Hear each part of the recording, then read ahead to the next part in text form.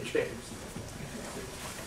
Well, I always like to be last, but if people are bashful.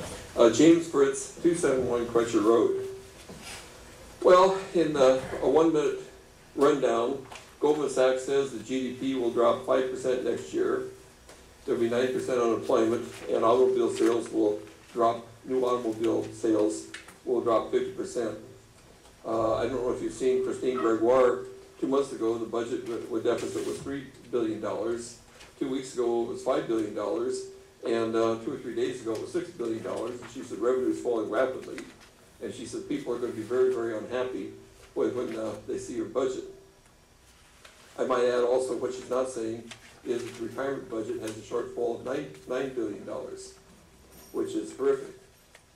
And of course, one of the real problems we have is that we get a lot of matching funds and grants.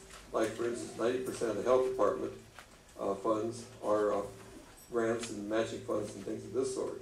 I should add that Jean Baldwin, I consider probably our best department head. I have a very high regard for her.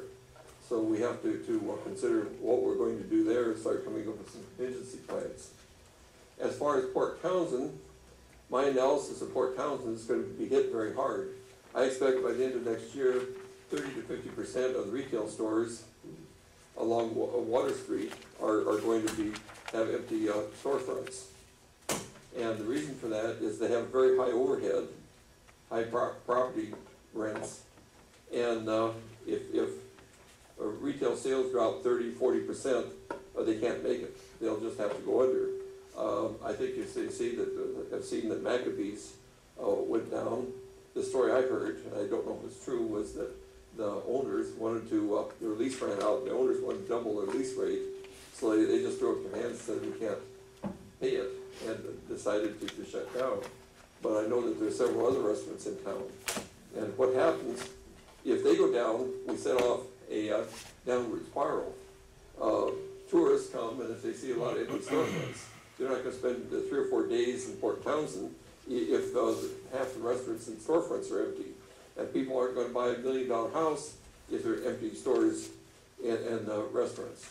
So we have to work. The key to everything is keeping these business operational and going. Otherwise, the whole thing falls apart. We're going to have to employ people that own the property are going to have to cut rents. And I think Phil has a good chance there because he's a property owner to cut his property rents by say 30% and go around to the other property owners and suggest that they cut their property rentals by 30% to help these businesses survive. Thanks.